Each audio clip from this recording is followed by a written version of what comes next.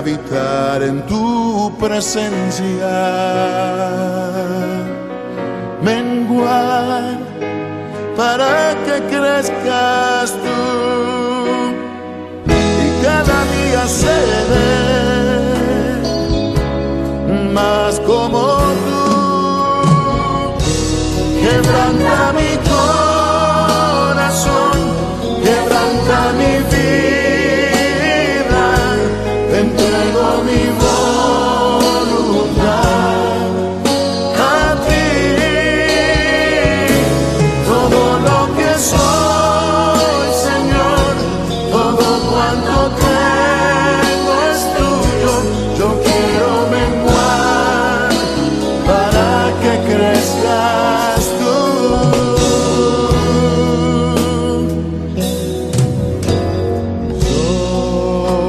Yo quiero más de ti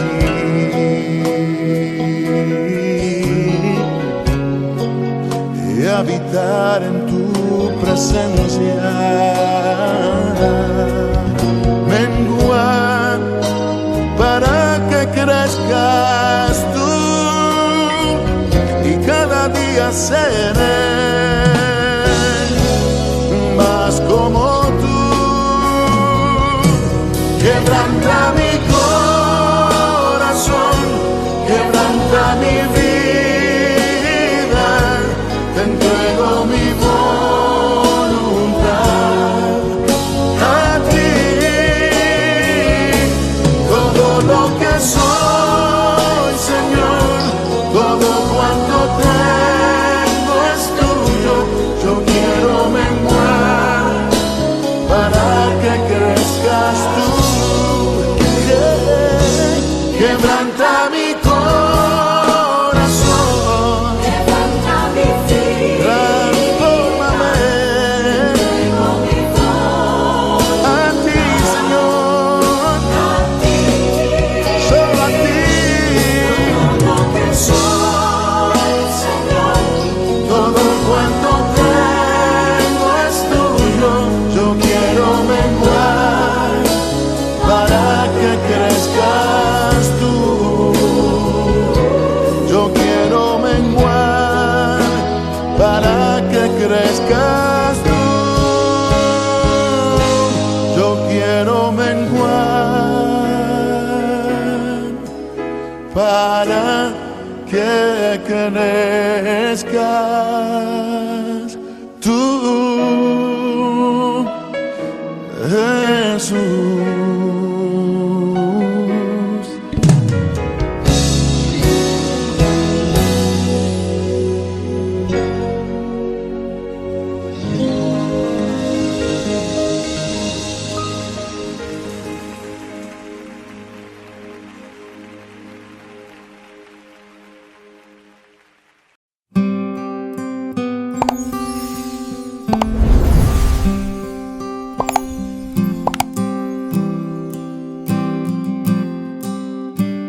Capítulo 8. ¿No clama la sabiduría y da su voz la inteligencia? En las alturas junto al camino, a las encrucijadas de las veredas se para. En el lugar de las puertas a la entrada de la ciudad, a la entrada de las puertas da voces. Oh hombres, a vosotros clamo, dirijo mi voz a los hijos de los hombres. Entended, oh simples, discreción, y vosotros, necios, entrad en cordura. Oíd porque hablaré cosas excelentes, y abriré mis labios para cosas rectas. Porque mi boca hablará verdad, y la impiedad abominan mis labios. Justas son todas las razones de mi boca, no hay en ellas cosa perversa ni torcida. Todas ellas son rectas al que entiende, y razonables a los que han hallado sabiduría. Recibid mi enseñanza y no plata, y ciencia antes que el oro escogido. Porque mejor es la sabiduría que las piedras preciosas, y todo cuanto se puede desear no es de compararse con ella. Yo, la sabiduría, habito con la cordura, y hallo la ciencia de los consejos. El temor de Jehová es aborrecer el mal, la soberbia y la arrogancia, el mal camino y la boca perversa aborrezco. Conmigo está el consejo y el buen juicio. Yo soy la inteligencia, mío es el poder. Por mí reinan los reyes, y los príncipes determinan justicia. Por mí dominan los príncipes, y todos los gobernadores juzgan la tierra. Yo amo a los que me aman, y me hallan los que temprano me buscan. Las riquezas y la honra están conmigo, riquezas duraderas y justicia. Mejor es mi fruto que el oro, y que el oro refinado, y mi rédito mejor que la plata escogida. Por vereda de justicia guiaré, por en medio de sendas de juicio, para hacer que los que me aman tengan su heredad, y que yo llene sus tesoros. Jehová me poseía en el principio, ya de antiguo, antes de sus obras. Eternamente tuve el principado desde el principio, antes de la tierra. Antes de los abismos fui engendrada, antes que fuesen las fuentes de las muchas aguas. Antes que los montes fuesen formados, antes de los collados, ya había sido yo engendrada. No había aún hecho la tierra, ni los campos, ni el principio del polvo del mundo. Cuando formaba los cielos, allí estaba yo. Cuando trazaba el círculo sobre la faz del abismo, cuando afirmaba los cielos arriba, cuando afirmaba las fuentes del abismo, cuando ponía al mar su estatuto, para que las aguas no traspasasen su mandamiento, cuando establecía los fundamentos de la tierra, con él estaba yo ordenándolo todo, y era su delicia de día en día, teniendo solaz delante de él en todo tiempo. Me regocijo en la parte habitable de su tierra, y mis delicias son con los hijos de los hombres. Ahora pues, hijos, oídme, y bienaventurados los que guardan mis caminos. Atended el consejo y sed sabios, y no lo menospreciéis. Bienaventurado el hombre que me escucha, velando a mis puertas cada día, aguardando a los postes de mis puertas. Porque el que me halle, hallará la vida, y alcanzará el favor de Jehová. Mas el que peca contra mí, defrauda su alma. Todos los que me aborrecen, aman la muerte.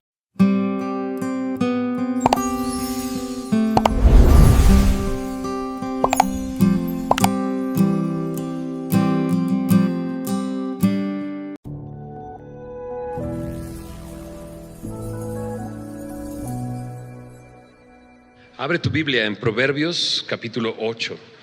Estaremos el día de hoy viendo el capítulo 8, próxima semana capítulo 9 y concluimos la primera sección del libro de Proverbios.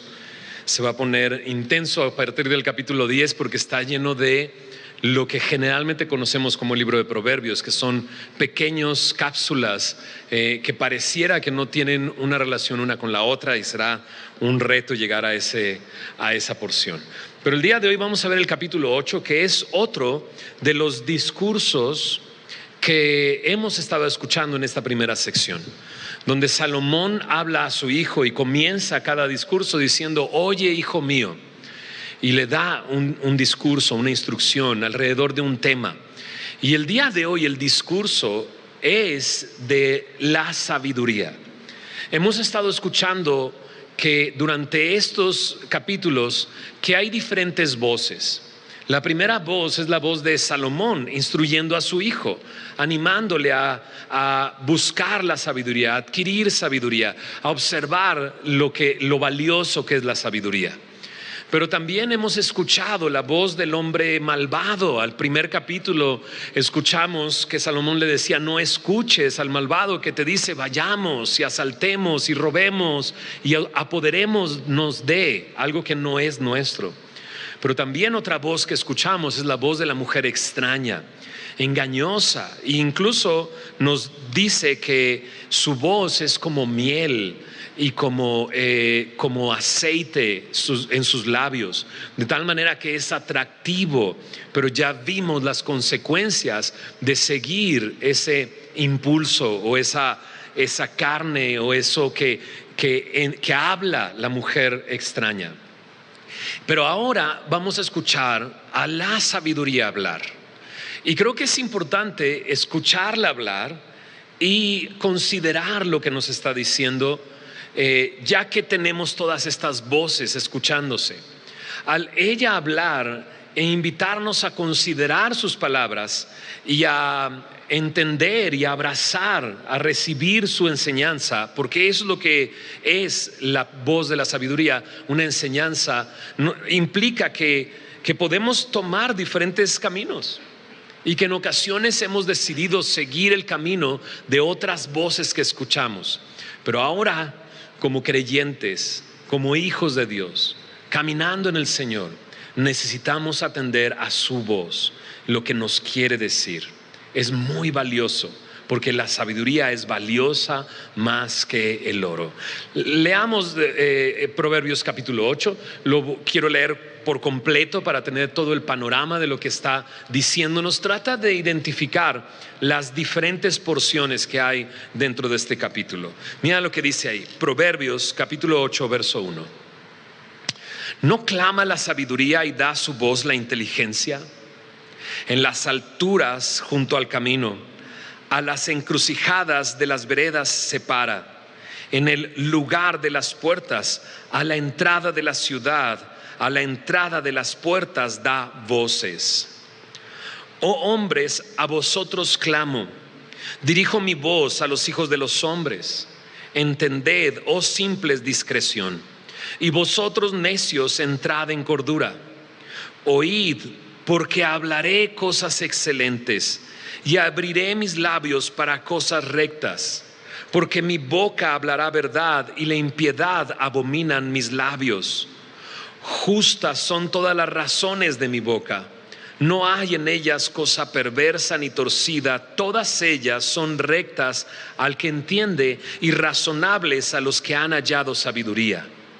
Recibid mi enseñanza, y no plata, y ciencia antes que el oro escogido, porque mejor es la sabiduría que las piedras preciosas, y todo cuanto se puede desear no es de compararse con ella.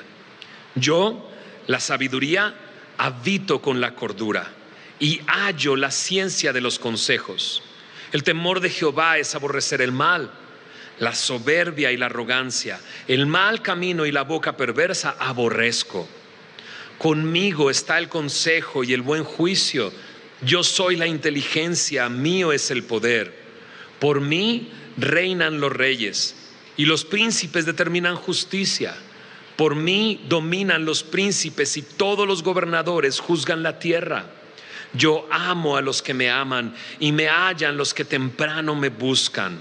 Las riquezas y la honra están conmigo, riquezas duraderas y justicia. Mejor es mi fruto que el oro, y que el oro afinado, y mi rédito mejor que la plata escogida. Por vereda de justicia guiaré, por en medio de sendas de juicio, para hacer que los que me aman tengan su heredad, y que yo llene sus tesoros. Jehová me poseía en el principio, ya de antiguo, antes de sus obras. Eternamente tuve el principado, desde el principio, antes de la tierra, antes de los abismos fui engendrada, antes que fuesen las fuentes de las muchas aguas, antes que los montes fuesen formados, antes de los collados yo había sido engendrada. No había aún hecho la tierra, ni los campos, ni el principio del polvo del mundo. Cuando formaba los cielos, allí estaba yo. Cuando trazaba el círculo sobre la faz del abismo, cuando afirmaba los cielos arriba, cuando afirmaba las fuentes del abismo, cuando ponía al mar su estatuto, para que las aguas no traspasasen su mandamiento, cuando establecía los fundamentos de la tierra, con él estaba yo, ordenándolo todo, y era su delicia de día en día, teniendo solaz delante de él en todo tiempo. Me regocijo en la parte habitable de su tierra, y mis delicias son con los hijos de los hombres. Ahora pues, hijos, oídme, y bienaventurados los que guardan mis caminos. Atended el consejo y sed sabios, y no lo menospreciéis. Bienaventurado el hombre que me escucha, velando a mis puertas cada día, aguardando a los postes de mis puertas. Porque el que me halle, hallará la vida, y alcanzará el favor de Jehová. Mas el que peca contra mí, defrauda su alma. Todos los que me aborrecen aman la muerte. ¿Oramos? Señor, gracias por tu palabra. Ponemos este tiempo en tus manos y te rogamos, Señor, guíanos, dirígenos mientras meditamos en lo que tú quieres decirnos, en lo que tú quieres hablarnos, Señor. Te lo pedimos todo esto en tu nombre, Señor Jesús. Amén. Lo que dice en el versículo 11 nos lo ha dicho ya anteriormente, que la sabiduría es mejor que las piedras preciosas, que es mejor la sabiduría y la ciencia que el oro o la plata. Eso ya no lo había dicho, ahora no lo vuelve a repetir, pero no lo envuelve en las razones de por qué la sabiduría es mejor que el oro. Si te pones a pensar, este mundo va detrás de las riquezas. Y piensa el hombre que teniendo las riquezas entonces tendría lo necesario y ya sería feliz. Algunos dicen, ¿verdad? La felicidad no está en el dinero, pero ¿cómo ayuda? ¿Verdad? Y cuando de repente alguien te dice, bueno, aquí tengo algo que es mejor que el oro. Imagínate, el mundo entero va detrás de las riquezas pensando que ahí encontrará satisfacción, que ahí encontrará paz, que ahí encontrará descanso. Pero la realidad es que no es así, porque conocemos muchos que tienen tantas riquezas pero no tienen paz. Tantas riquezas, pero y darían lo que fuera, entregarían todas las riquezas por volver a platicar una tarde con su padre, del cual no se pudo despedir. Hay cosas más valiosas que el oro. Estos últimos años nos han mostrado eso. La familia es algo más importante que el oro. El carácter del hombre, el honor del hombre, la integridad de una persona es más valiosa que el oro. Y el oro no te puede dar ninguna de estas cosas. El oro no te puede dar paz. El oro no te puede dar descanso. El oro no te puede dar ese descanso para que cierres tus ojos y estés en paz antes de dormir. Solamente la sabiduría de Dios puede darte estas cosas. Por eso la sabiduría de Dios es más valiosa que el oro o que las piedras preciosas. Por eso la sabiduría te dice: recibe mi enseñanza y no plata, y ciencia antes que el oro escogido. Porque todas las cosas que se pueden desear no se comparan con la sabiduría, ¿verdad? Así es que vamos a ver alrededor de este tema el valor que tiene la sabiduría, que es más grande que el oro, las razones que hay alrededor. Una de las primeras razones es que la sabiduría es accesible a todos. No así el oro, ¿verdad? Accesible a todos. ¿Por qué lo digo? Si te fijas en los primeros 5 versículos de esta porción, nos dice que la sabiduría habla y está hablando no en las universidades, no en las escuelas, no en lugares exclusivos, no en el club de ciertas personas, sino en la puerta de la ciudad, en la encrucijada de las veredas, en las alturas junto al camino.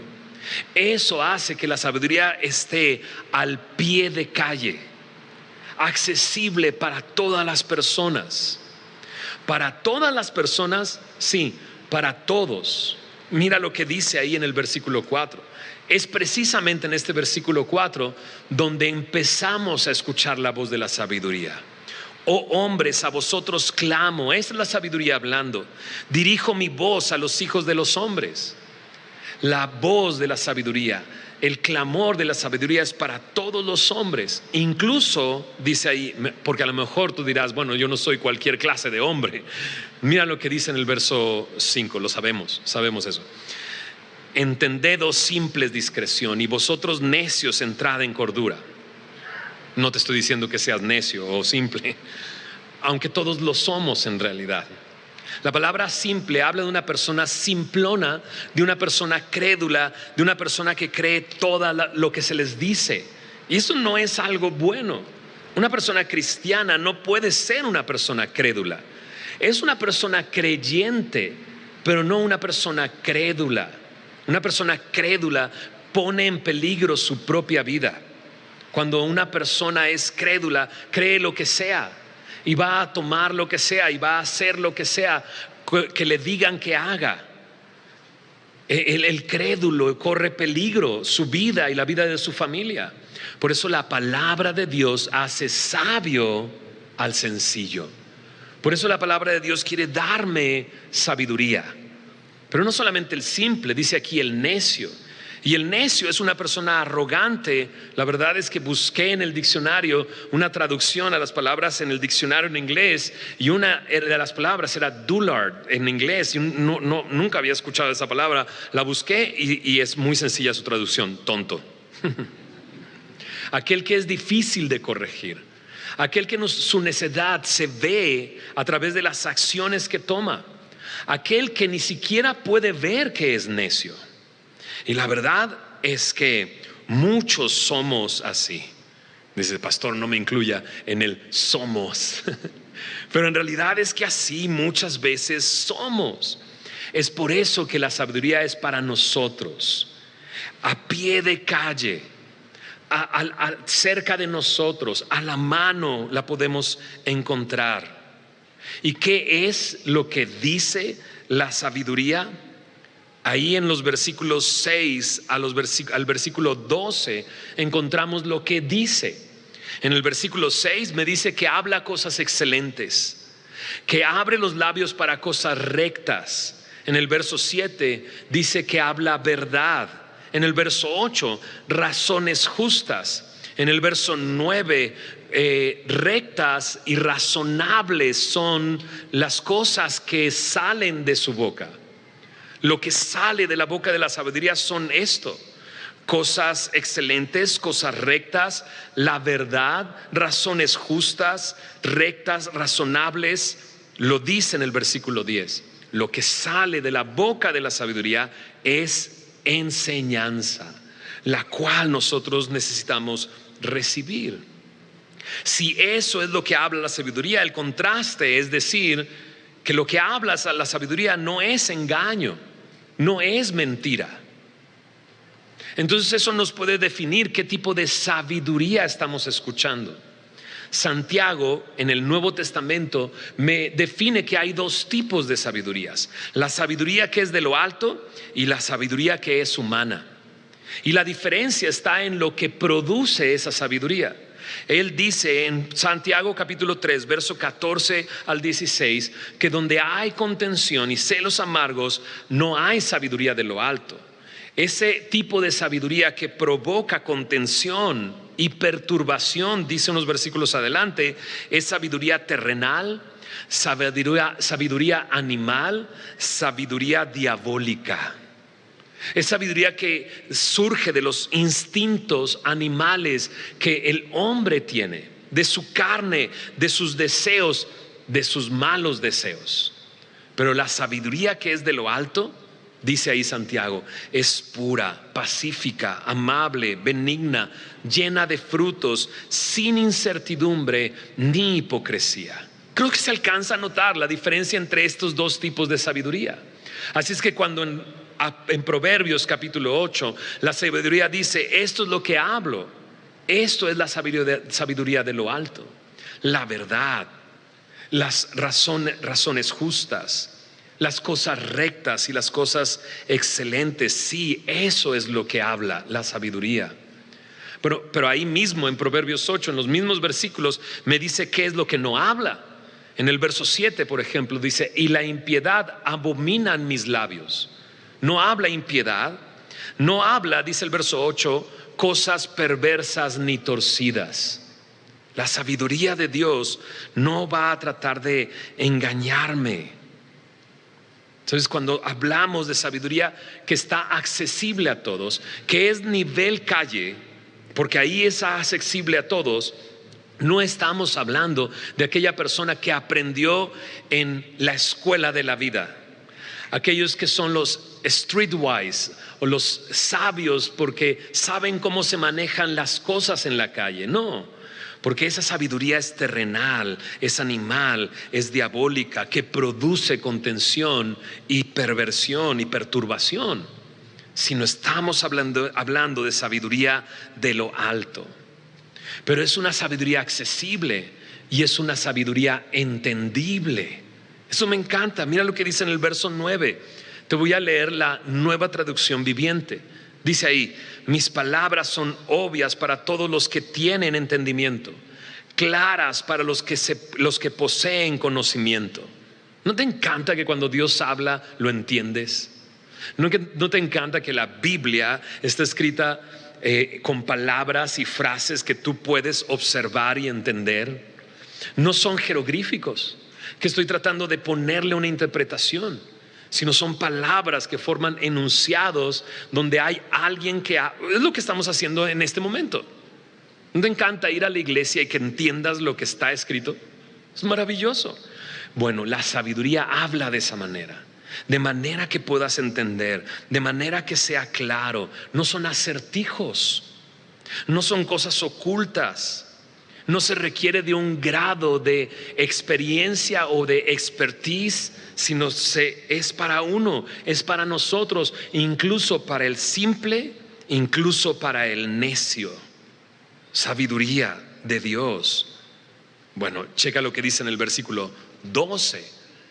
Yo, la sabiduría, habito con la cordura. No solamente es accesible y entendible, sino que es práctico, tan práctico que la sabiduría se relaciona y va de la mano y vive, porque ahí dice habito con la cordura. La cordura tiene que ver con prudencia, la cordura tiene que ver con qué es lo que hago con lo que yo sé. Y la sabiduría es sabiduría práctica, la que Dios trae para nuestra vida. Sabiduría que nos ayuda a tomar decisiones. Sabiduría que nos ayuda a dirigir a mi casa, mi hogar, mi familia. Sabiduría que me ayuda a distinguir y a discernir lo que está sucediendo en el lugar y en el entorno en el que estoy. Sabiduría que me ayuda a ver más allá de lo que se ve así a simple vista. Esa es la sabiduría que Dios tiene para nosotros. No es solo información, es información que puedo utilizar. Es información que puedo usar. ¿Para qué? Dice en el versículo 13. El temor de Jehová es aborrecer el mal. Temor de Jehová. Tuvimos una enseñanza completita acerca del temor del Señor. Si no la escuchaste, ve a nuestro archivo de conferencias y escúchala. El pastor Alex nos enseñó qué es el temor de Dios. Y el temor de Dios es simplemente reconocer que Dios está ahí, que Dios está con nosotros. Y ese temor es el principio de la sabiduría. Es lo que ya nos ha enseñado este libro. Pero también el temor de Jehová es aborrecer el mal. Porque la sabiduría levanta la voz y dice: yo aborrezco la soberbia y la arrogancia, el mal camino y la boca perversa. Lo dice ahí mismo en el verso 13. Y creo que va acorde a lo que hemos estado escuchando. Si la sabiduría es accesible a todos y lo que la sabiduría habla es verdad y razones justas, es obvio que va a aborrecer esto. Piensa en esto: la soberbia, la arrogancia, el mal camino, la boca perversa. Piénsalo otra vez: la soberbia, la arrogancia, el mal camino, la boca perversa. ¿Qué es lo que trae estas cosas? Trae destrucción. ¿Cómo podría la sabiduría amar algo que destruye la vida de las personas, que trae ruina a las familias?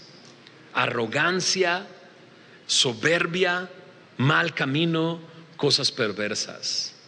Decisiones que tomamos en base a estas cosas destruyen nuestro hogar, lleva a las personas a lamentarse por una cosa, una frase que dijeron 20 años después.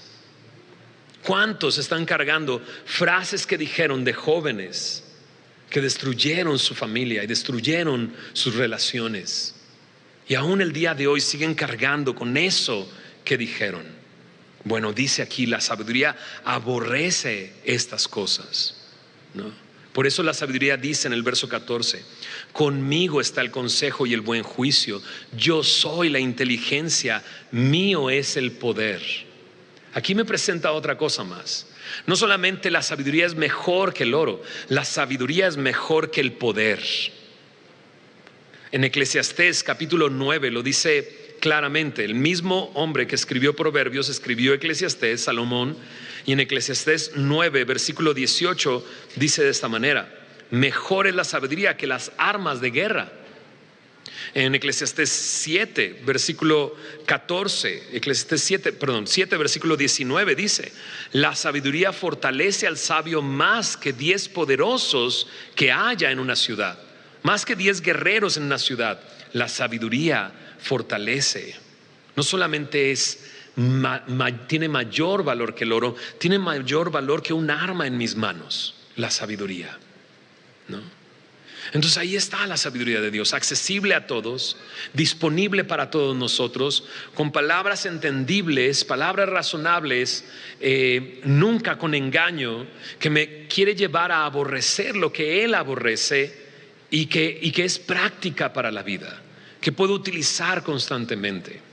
Ahora veamos esta tercera parte, la recompensa de la sabiduría. En el verso 15 y 16 me habla de cómo los gobernantes, dice, y los príncipes determinan justicia a partir de la sabiduría. Y es que sí, esto es algo muy interesante, porque todo gobierno y todo gobierno tiene ciertas reglas. Hay una constitución, hay unas leyes, y esas leyes están escritas ahí ¿para qué? Para tener una buena convivencia, para tener reglas dentro de una comunidad que nos permita tener justicia y paz. Y la sabiduría dice: ¿de dónde crees que los gobernantes decidieron hacer reglas y estatutos para que haya justicia y paz? Pues proviene de mí, dice la sabiduría, proviene de mí. Ahora, esto me hace ver que estamos en un tiempo complicado y difícil, donde leyes que son básicas para proteger la vida están siendo cambiadas, quieren ser cambiadas, ¿no? Y que traen un daño a la sociedad, le desvalorizan a las personas cuando hay un cambio de leyes así. Pienso yo que cada gobernante será responsable delante de Dios de lo que hizo en el tiempo de su mandato. Por eso tenemos que orar por nuestros gobernantes, ¿estás de acuerdo? Necesitamos orar por nuestros gobernantes. La palabra de Dios me invita a que lo haga, a que ore por los gobernantes. Por eso Salomón, cuando estaba a punto de comenzar su gobierno, ¿qué es lo que pide? Señor, dame entendimiento y dame sabiduría para gobernar. Y Dios se lo concedió.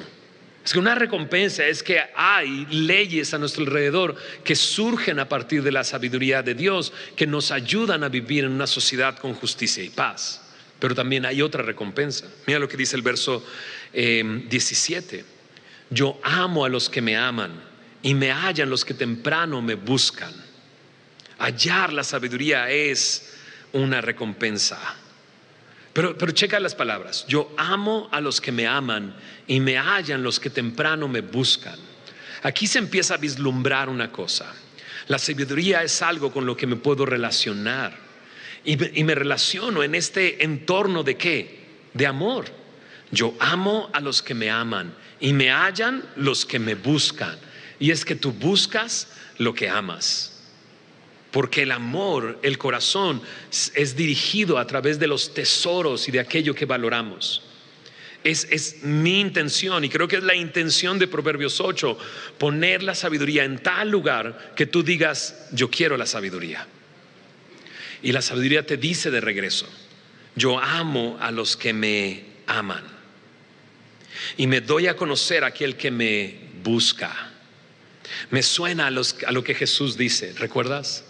El que pide y se te dará, busca y hallarás, ¿no? ¿Cómo se dice? Toca, no dice toca, ¿verdad? Dice llama, el que llama se le abrirá. Dice todo aquel que pide se le dará, todo aquel que busca hallará, y todo aquel que toca se le abrirá. Es lo que dice Jesús. ¿Y qué es lo que dice Jesús que busquemos?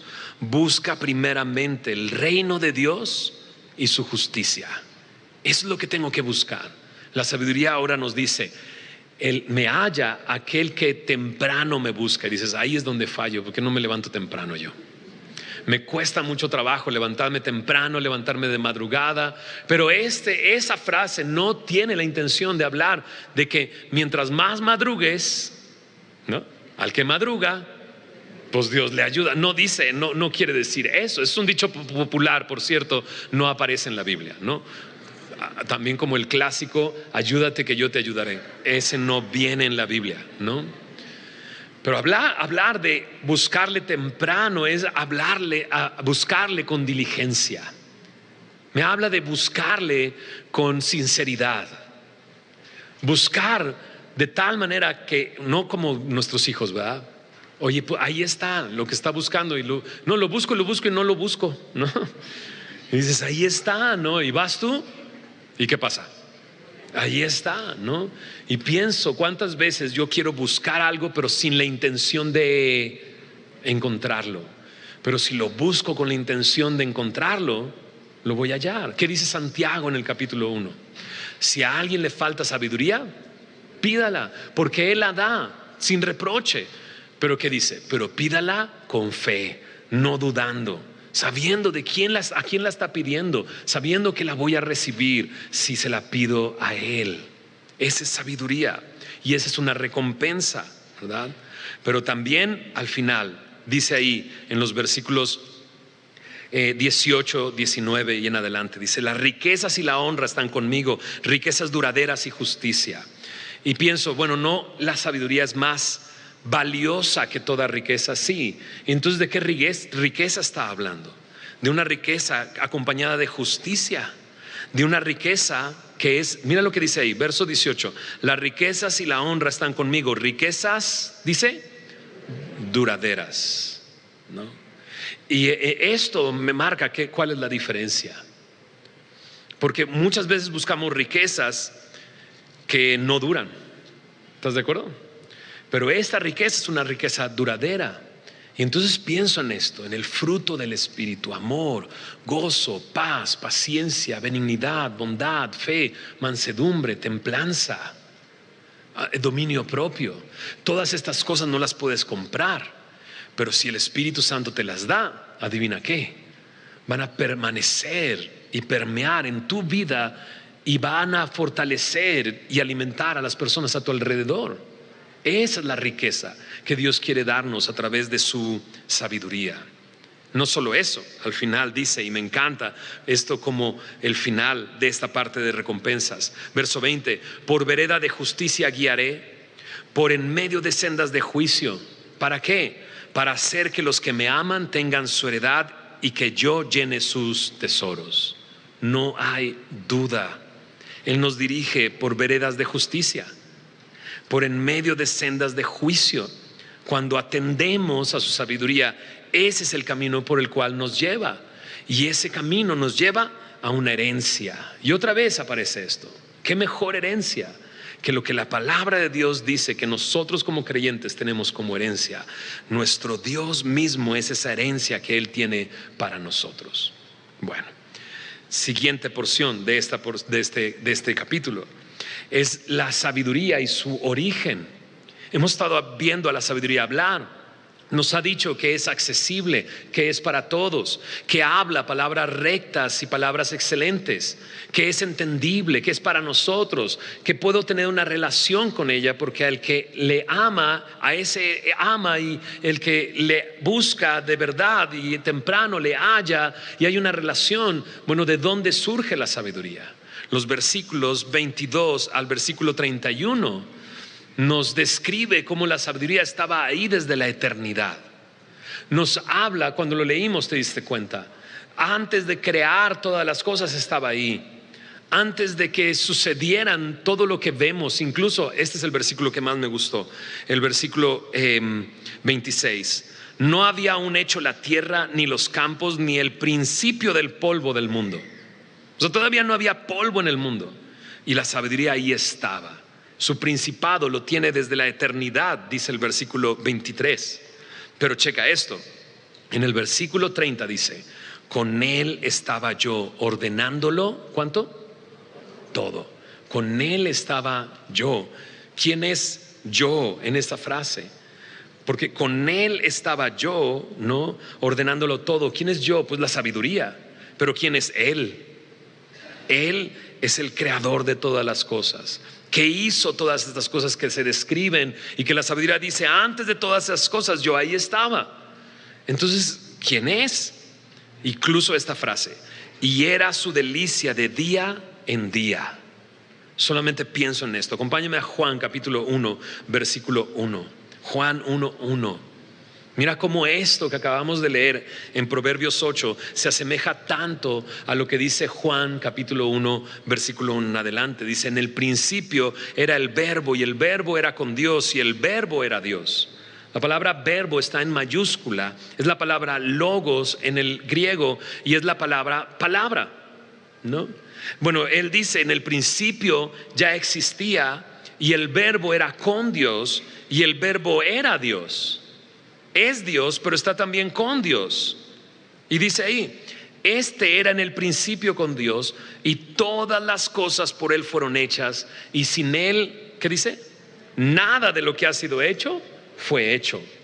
Me está hablando de que este verbo es el originador de todas las cosas, el creador de todas las cosas.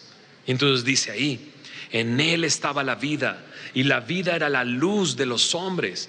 La luz en las tinieblas resplandece y las tinieblas no prevalecieron contra ella.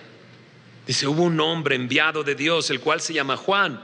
Este vino por testimonio para que diese testimonio de la luz, a fin de que todos creyesen por él. No era él la luz, sino para que diese testimonio de la luz. Aquella luz verdadera que alumbra a todo mundo venía a este mundo.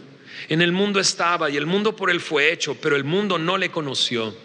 A lo suyo vino y los suyos no le recibieron, mas a todos los que le recibieron, a los que creen en su nombre, les dio potestad de ser hechos hijos de Dios, los cuales no son engendrados de sangre, ni de voluntad de carne, ni de voluntad de varón, sino de Dios.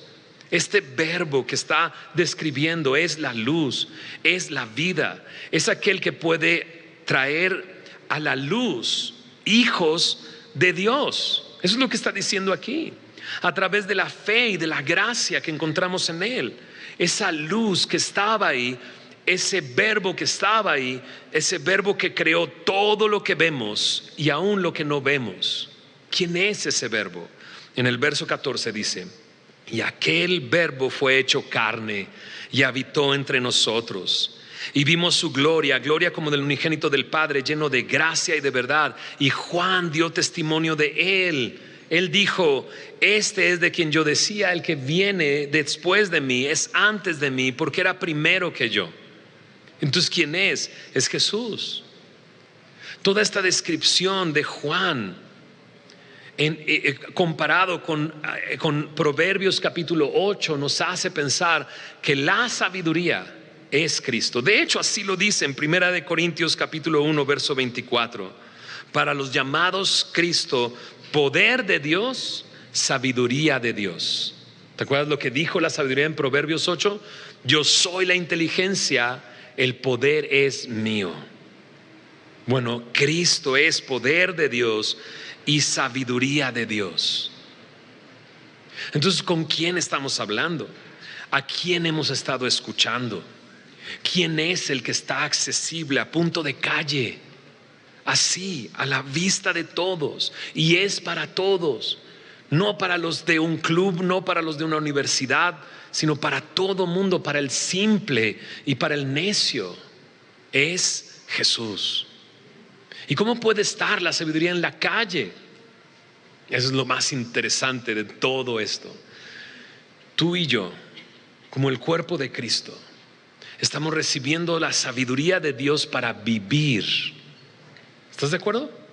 Para vivir en el día a día. Porque lo que leímos fue que su sabiduría es entendible y es utilizable.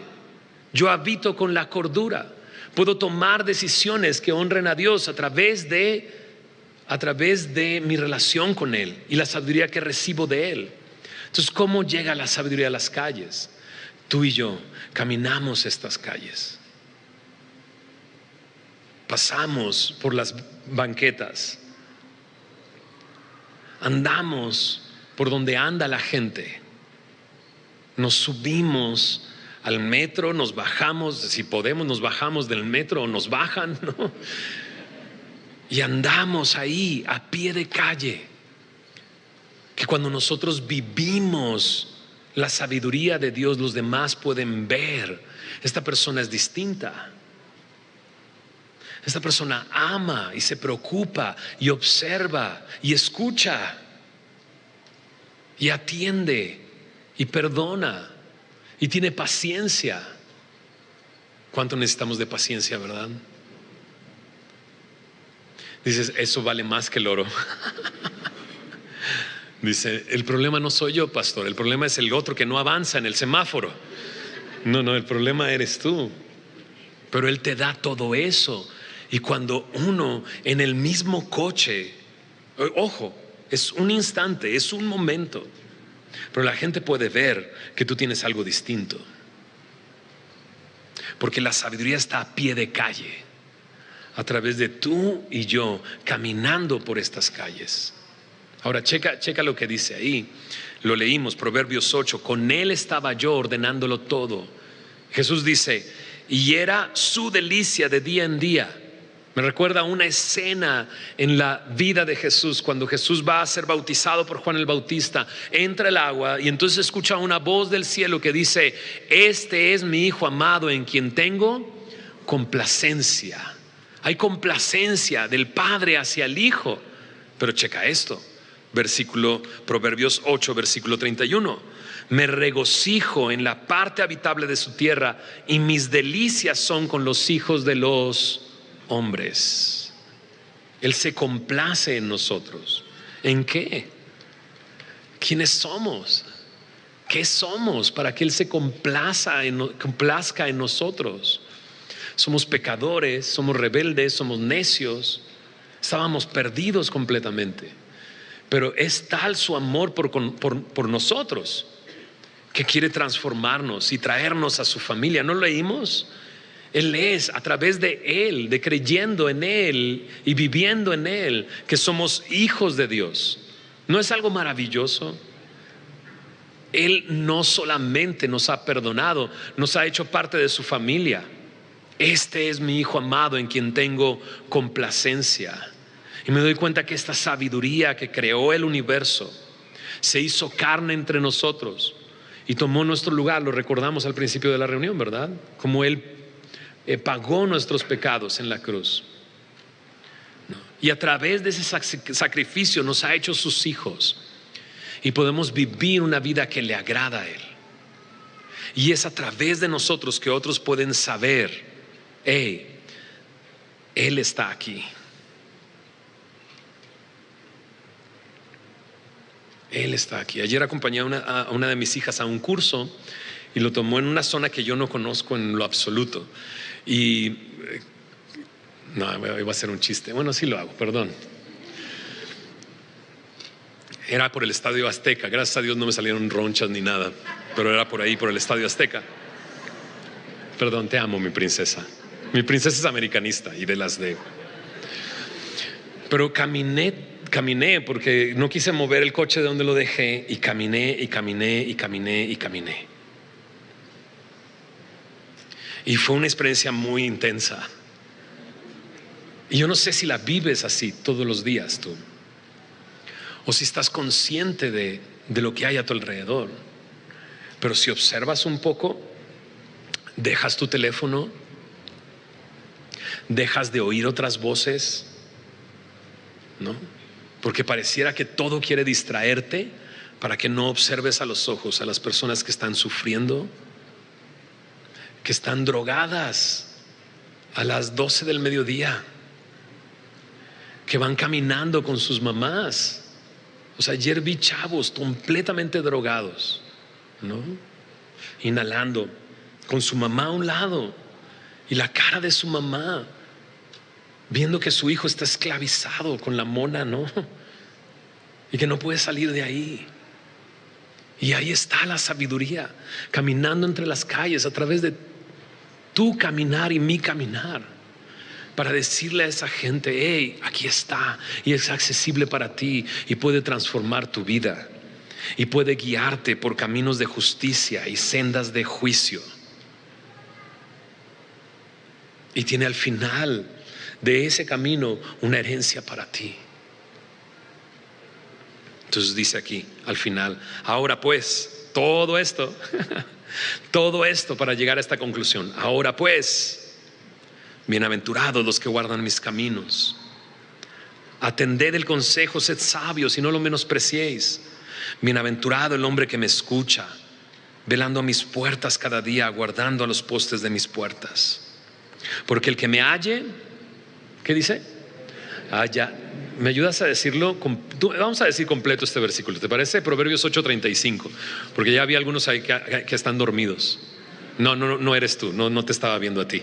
Sí, y todos así de ahí me estaba viendo. Proverbios 8:35 dice así: porque el que me halle hallará la vida y alcanzará el favor de Jehová. ¿No es algo increíble? Yo no sé cómo vienes el día de hoy, si estás cansado, si estás agotado, si estás diciendo ya, necesito ponerme las pilas, necesito cambiar. Deja que Él te cambie, deja que Él te transforme, deja que Él te dé una nueva vida, que haya la vida en Él. Estás luchando por encontrar esa vida, pero aquí la sabiduría dice: el que me halla, hallará la vida. Entonces déjate ser encontrado por Él. Deja que te halle en donde te encuentras y te dará vida. Yo no sé cómo vengas y cuánto peso traigas cargando en tus espaldas, en tu conciencia, ¿no? El miedo o el temor a lo que suceda. Esta semana se despertaron muchos miedos, ¿estás de acuerdo? Muchos miedos.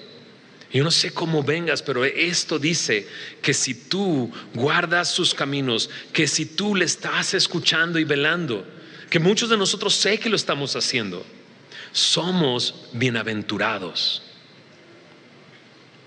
¿Sí me escucharon? ¿Sí o no? Porque no nos sentí muy convencidos.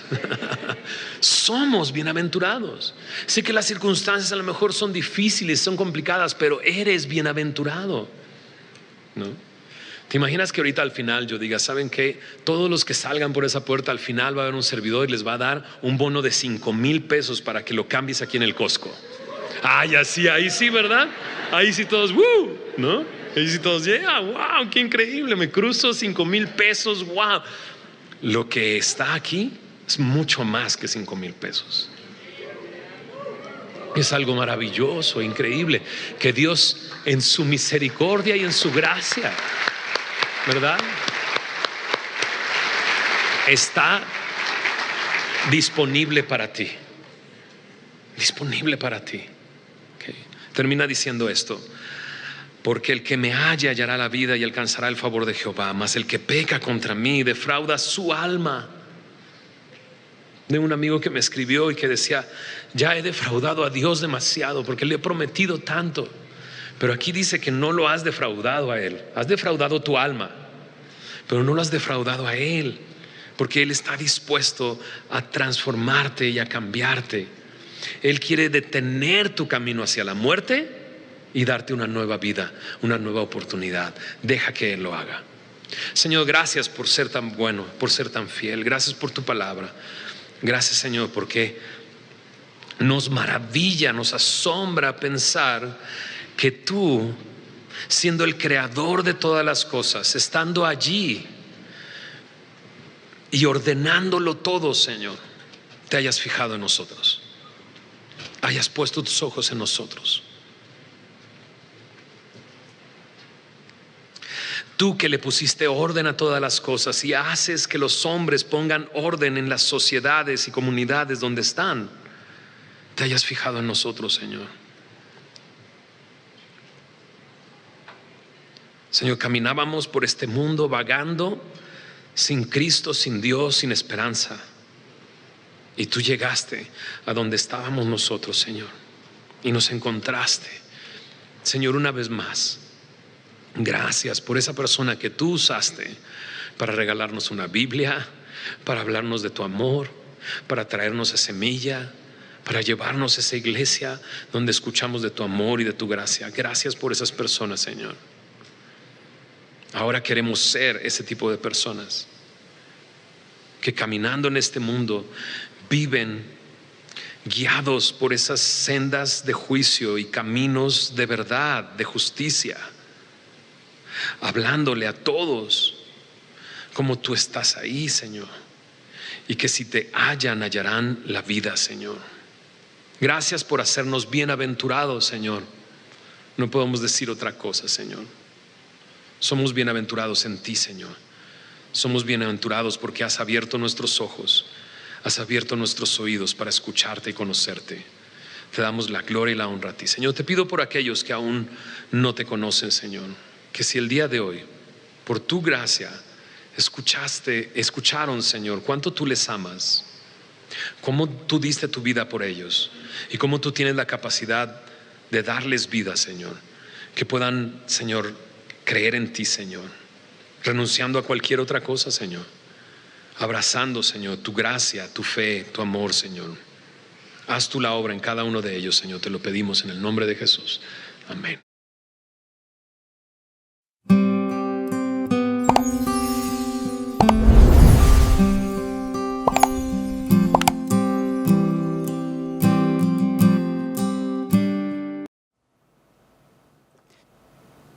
El libro de Jueces.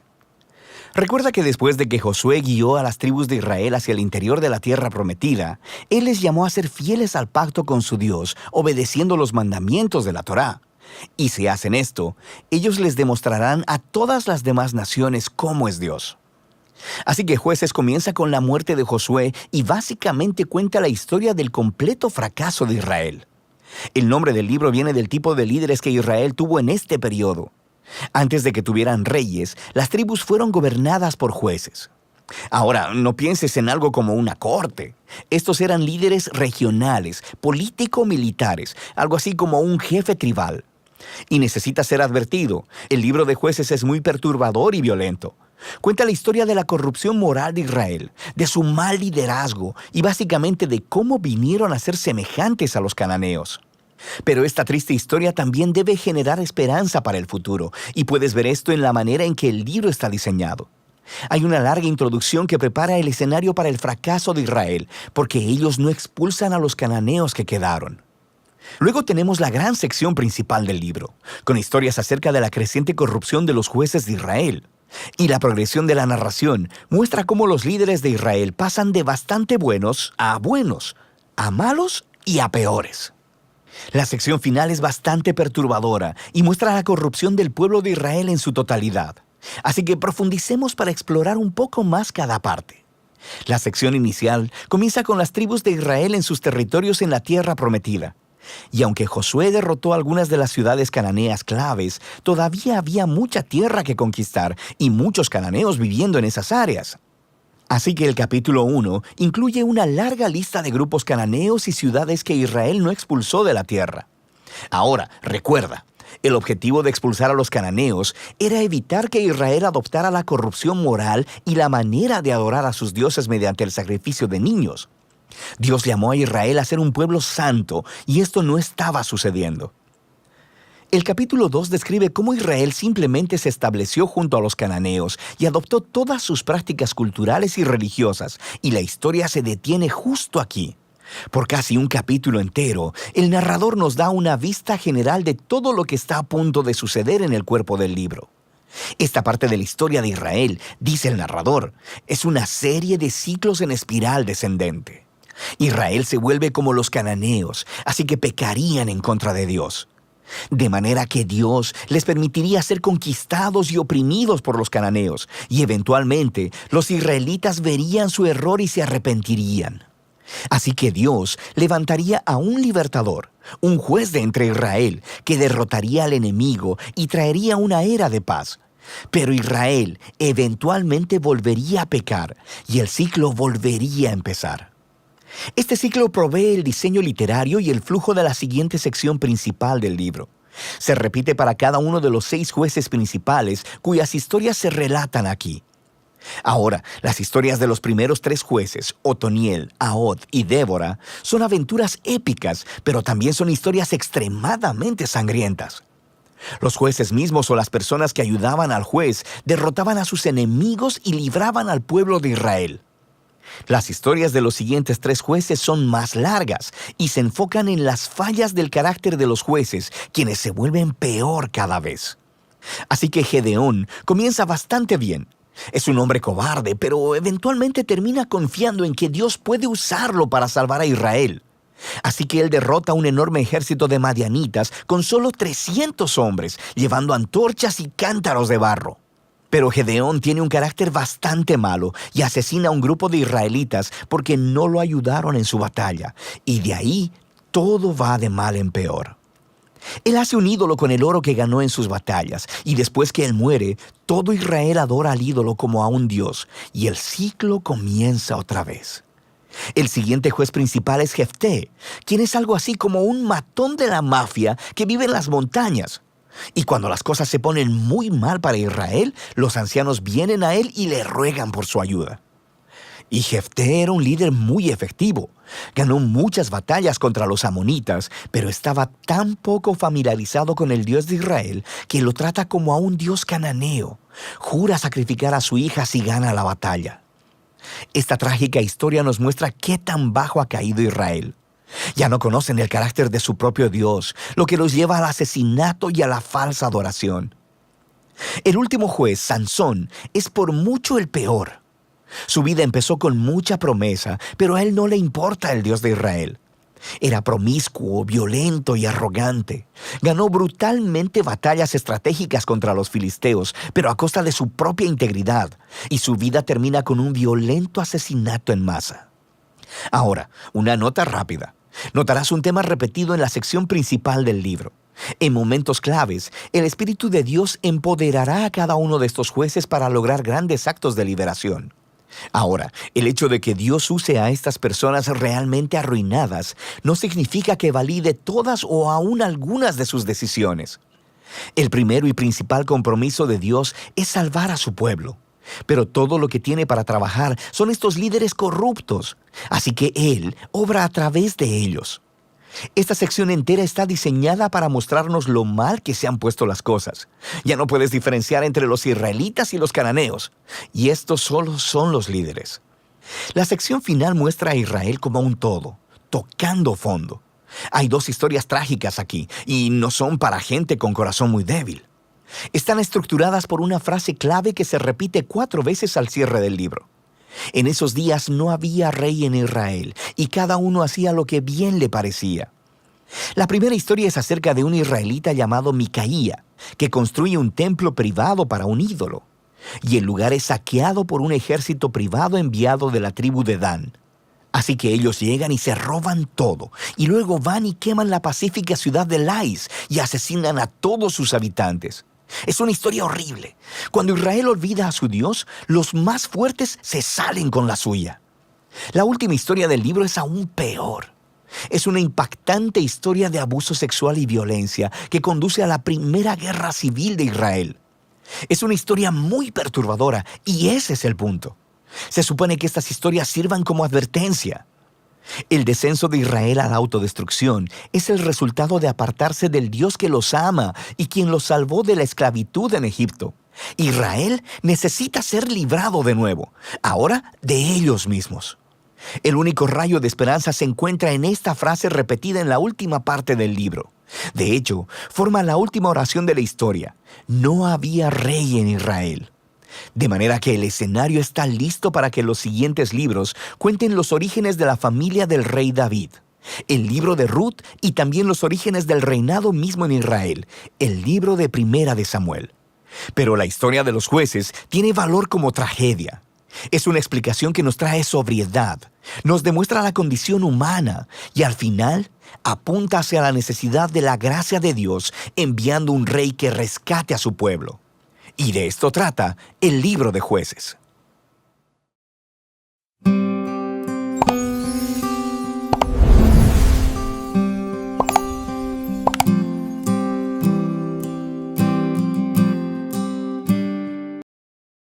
El libro de Jueces, capítulo 9.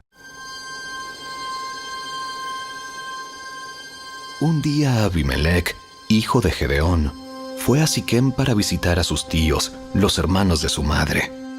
Les dijo a ellos y al resto de su familia materna: Pregúntenles a los ciudadanos prominentes de Siquem si prefieren ser gobernados por los 70 hijos de Gedeón o por un solo hombre. Y recuerden que soy de la misma sangre que ustedes. Entonces los tíos de Abimelec transmitieron ese mensaje a los ciudadanos de Siquem, y después de escuchar la propuesta, el pueblo de Siquem decidió por Abimelec, porque era pariente de ellos. Le dieron 70 monedas de plata del templo de Baal Berit, las cuales él usó para contratar a unos hombres alborotadores e imprudentes que aceptaron seguirlo. Fue a la casa de su padre en Ofra, y allí, sobre una misma piedra, mató a sus 70 medios hermanos, los hijos de Gedeón. Pero Jotam, el hermano menor, escapó y se escondió. Entonces todos los ciudadanos prominentes de Siquem y de Bet Milo convocaron una reunión bajo el roble que está junto a la columna de Siquem y proclamaron rey a Abimelec. Cuando Jotam se enteró, subió a la cima del monte Gerizim y gritó: Escúchenme, ciudadanos de Siquem. Escúchenme a mí si quieren que Dios los escuche a ustedes. Cierta vez los árboles decidieron elegir un rey. Primero le dijeron al olivo: reina sobre nosotros. Pero el olivo se negó diciendo: ¿dejaría yo de producir el aceite de oliva que bendice a Dios y a la gente solo para mecerme por encima de los árboles? Entonces le dijeron a la higuera: reina sobre nosotros. Pero la higuera también se negó diciendo: ¿dejaría yo de producir mi dulce fruto solo para mecerme por encima de los árboles? Entonces le dijeron a la vid: reina sobre nosotros. Pero la vid también se negó diciendo: ¿dejaría yo de producir el vino que alegra a Dios y a la gente solo para mecerme por encima de los árboles? Finalmente todos los árboles le dijeron al espino: reina sobre nosotros. Y el espino les respondió a los árboles: si realmente quieren que yo sea su rey, vengan a refugiarse bajo mi sombra. Si no, que salga fuego de mí y consuma los cedros del Líbano. Jotam continuó: Ahora asegúrense de haber actuado honorablemente y de buena fe al elegir como rey a Abimelec y de haberse portado bien con Gedeón y todos sus descendientes. ¿Lo trataron con la honra que se merece por todo lo que realizó? Pues él luchó por ustedes y arriesgó su vida cuando los rescató de los madianitas. Pero hoy ustedes se rebelaron contra mi padre y sus descendientes al matar a sus 70 hijos sobre una misma piedra. Y escogieron a Abimelec, hijo de su esclava, para que sea rey de ustedes solo porque es su pariente. Si hoy han actuado honorablemente y de buena fe hacia Gedeón y sus descendientes, entonces que tengan alegría con Abimelec y que él tenga alegría con ustedes. Pero si no han actuado de buena fe, que salga fuego de Abimelec y consuma a los ciudadanos prominentes de Siquem y de Bet Milo, y que salga fuego de los ciudadanos de Siquem y de Bet Milo y consuma a Abimelec. Entonces Jotam huyó y se fue a vivir a Beer, porque le tenía miedo a su hermano Abimelec.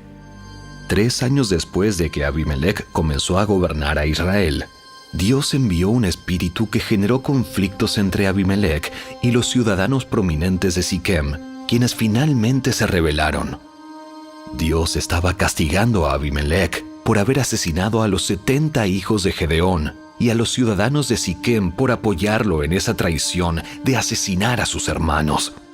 Los ciudadanos de Siquem le tendieron una emboscada a Abimelec en las cumbres de las colinas y robaban a todo el que pasara por allí.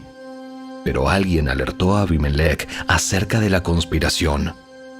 Un día Gaal, hijo de Ebed, se mudó a Siquem con sus hermanos y se ganó la confianza de los ciudadanos prominentes de Siquem. Durante el festival anual de la cosecha en Siquem, celebrado en el templo del dios local, hubo vino en abundancia y todos comenzaron a maldecir a Abimelec. ¿Quién es ese Abimelec? No es un hijo legítimo de Siquem. Entonces, ¿por qué debemos ser sus siervos? Él no es más que un hijo de Gedeón. Y ese Zebul solo es su ayudante. Sirvan a los verdaderos hijos de Amor, el fundador de Siquem. ¿Por qué tenemos que servir a Abimelec?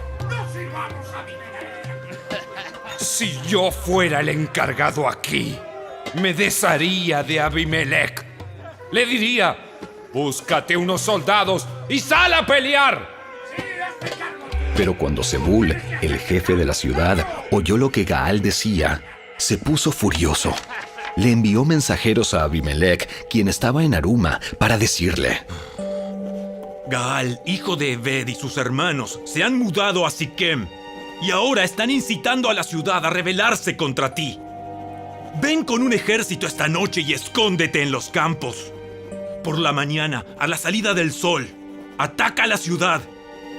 Cuando Gaal y los que lo acompañan salgan contra ti, podrás hacer con ellos lo que quieras. Entonces Abimelech y todos sus hombres fueron de noche, se dividieron en 4 grupos y se posicionaron alrededor de Siquem. Gaal estaba parado junto a las puertas de la ciudad, cuando Abimelech y su ejército salieron de su escondite. Al verlos, Gaal le dijo a Zebul: ¡Mira! Hay gente bajando de las cumbres. Parecen hombres, pero son nada más sombras reflejadas en las colinas. Pero Gaal insistió: ¡No! Hay gente bajando de las colinas y otro grupo viene por el camino que pasa por el roble de los adivinos. Entonces Zebul se volvió contra él y preguntó: ¿Y qué pasó con esa boca grande tuya que presume tanto? ¿Acaso no fuiste tú el que dijo: ¿quién es ese Abimelech y por qué debemos ser sus siervos? Te burlaste de esos hombres y ahora están en las afueras de la ciudad. ¡Sal a pelear contra ellos! Entonces Gaal marchó al frente de los ciudadanos prominentes de Siquem a la batalla contra Abimelech. Pero Abimelech lo persiguió, y muchos de los hombres de Siquem cayeron heridos por el camino cuando se retiraban hacia la entrada de la ciudad. Entonces Abimelech regresó a Aruma, y Zebul expulsó de Siquem a Gaal y a sus hermanos. Al día siguiente, la gente de Siquem salió a los campos para pelear. Cuando Abimelech se enteró, dividió a sus hombres en 3 grupos y tendió una emboscada en los campos. Cuando vio que algunos hombres salían de la ciudad, él y su grupo saltaron de su escondite y los atacaron. Abimelech y sus hombres tomaron por asalto la puerta de la ciudad para impedir que los de Siquem volvieran a entrar, mientras los otros 2 grupos de Abimelech mataban a la gente en los campos. La batalla duró todo el día, hasta que finalmente Abimelech tomó la ciudad. Entonces mató a los habitantes, redujo la ciudad a escombros y esparció sal por todo el suelo. Cuando los ciudadanos prominentes que vivían en la torre de Siquem se enteraron de lo sucedido, corrieron a esconderse en el templo de Baal-Berit. Alguien le informó a Abimelech que los ciudadanos se habían juntado en el templo. Entonces él llevó a sus tropas al monte Salmón, tomó un hacha, cortó ramas de un árbol y se las puso al hombro. ¡Rápido! ¡Hagan lo mismo que hice yo! Entonces, siguiendo el ejemplo de Abimelech, cada uno de ellos cortó ramas, amontonaron las ramas contra las paredes del templo y les prendieron fuego. Así murieron todos los que vivían en la torre de Siquem, unas 1000 personas, tanto hombres como mujeres. Luego Abimelech atacó la ciudad de Tebes y la tomó. Pero había una torre fuerte dentro de la ciudad, y todos los habitantes, hombres y mujeres, corrieron a refugiarse allí. Se atrincheraron en su interior y subieron al techo de la torre. Entonces Abimelech los siguió para atacar la torre, pero cuando se preparaba para prenderle fuego a la entrada, desde el techo, una mujer tiró una piedra de molino que cayó sobre la cabeza de Abimelech y le partió el cráneo. Enseguida, él le dijo a su joven escudero: Saca tu espada y mátame. Que no se diga que una mujer mató a Abimelech. Así que el joven lo atravesó con su espada y él murió. Cuando los hombres de Abimelech lo vieron muerto, se desbandaron y regresaron a sus casas. De esa forma, Dios castigó a Abimelech por el mal que había hecho contra su padre al matar a sus 70 hermanos. Dios también castigó a los hombres de Siquem por toda su maldad.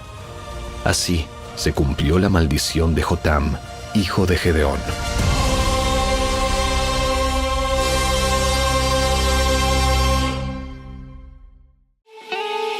Si te gustó este video, dale me gusta, suscríbete a nuestro canal y asegúrate de activar la campanita de notificaciones para que siempre estés al día con nuestros nuevos recursos.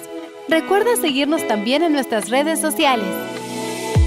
Descarga ahora mismo la app y escucha la audio Biblia dramatizada en tu celular. Busca lectura pública de la Biblia en la tienda de tu dispositivo o vea la descripción de este video donde también encontrarás los links de descarga. Para ver el siguiente video, toca el recuadro que aparece en tu pantalla. ¡Hasta pronto!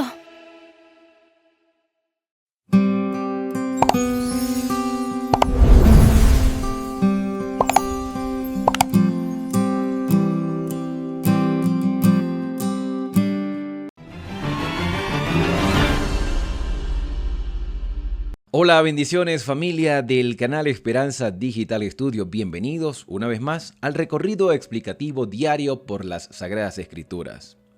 Quiero pedirte disculpas porque sé que he estado subiendo los videos un poco tarde, aunque al día, tarde, pero en el día que toca, porque he estado elaborando unos cursos de profecía apocalíptica y siempre elaborar, presentar, diseñar, estudiar, editar siempre toma un poco de tiempo, pero aquí estoy con ustedes para cumplir este compromiso de estudiar la palabra del Señor contigo diariamente. También quiero agradecer a todos los que entraron a la sala de Zoom, se inscribieron y pudieron participar en el curso de profecía apocalíptica que el día de hoy que está saliendo este video también se va a desarrollar en los horarios ya prescritos.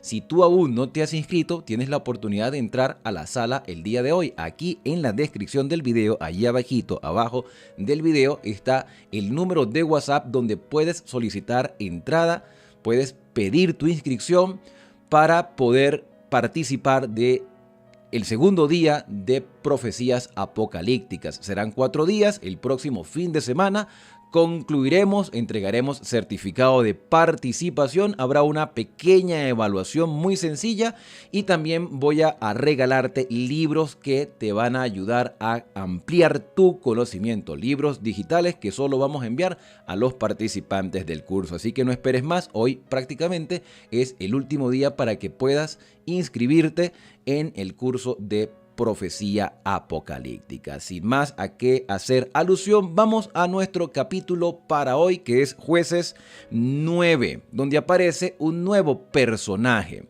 Este personaje se mencionó en el capítulo 8 como hijo de Gedeón. A Gedeón también se le llamaba Jerobaal por lo que había hecho con el ídolo de Baal en la casa de su padre. Gedeón tuvo muchas esposas, por ende tuvo muchos hijos, 70 en total, por lo menos los que se describen en la Biblia, y Gedeón hizo desviar al pueblo, quizá sin intención, porque se elaboró un efod y la gente adoraba al efod.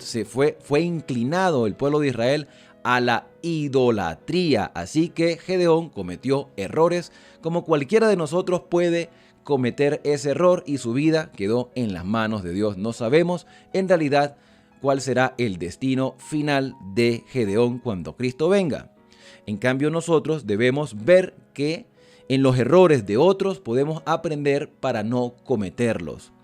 Y resulta ser que Abimelec, que es uno de los hijos de Gedeón, quiere obtener el poder que su padre había rechazado. A Gedeón se le había dado la oportunidad de gobernar sobre Israel, pero él no quiso, cometió errores, pero tenía también respeto a Dios y Gedeón le dijo al pueblo de Israel: Dios os gobernará, Dios es el gobernante.